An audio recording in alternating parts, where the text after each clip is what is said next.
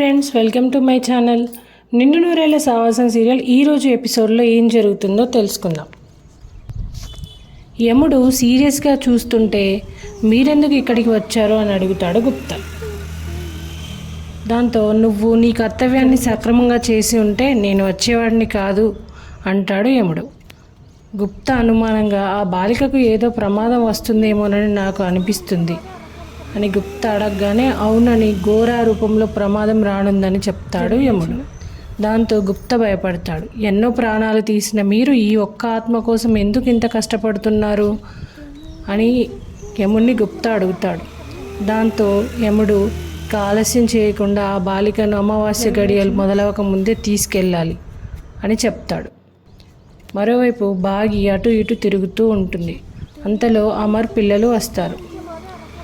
అంజు దిగవే, నువ్వు దిగు ముందు అంటుంది అమ్మ. దిగను అంటుంది అంజు.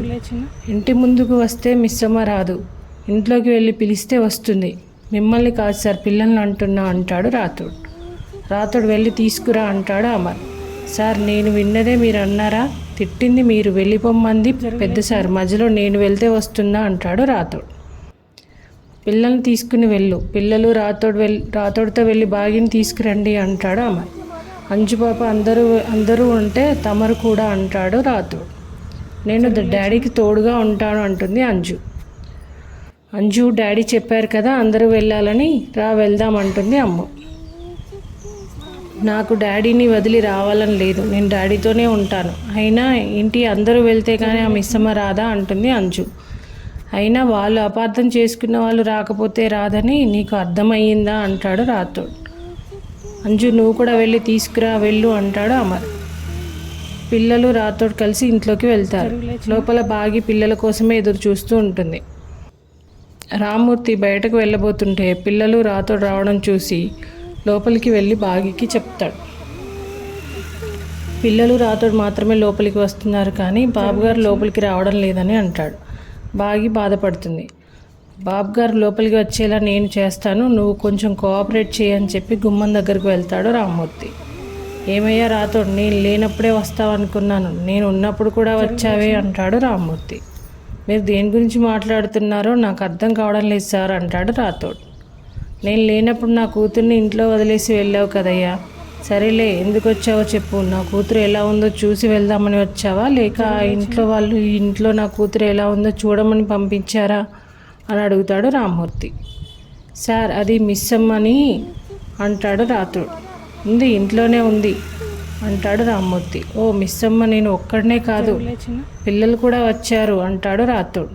మిస్సమ్మ లోపల నుంచి బయటకు పరిగెత్తుకొస్తుంది. పిల్లలను హగ్ చేసుకోబోతుంటే రామ్మూర్తి ఆపుతాడు. అంతలో రాథోడ్, మీ నాన్న పెద్దరాళ్ళలో రజనీకాంత్లో ఓవర్ యాక్షన్ చేస్తున్నాడు, ఆపమని చెప్పు అంటాడు. దాంతో పిల్లలు ఎమోషనల్గా మాట్లాడతారు. బాయి కూడా ఎమోషనల్ అవుతుంది. మేము వచ్చాం కదా తాతయ్య, మిస్సమ్మని మాతో పంపించండి అంటుంది అమ్మ.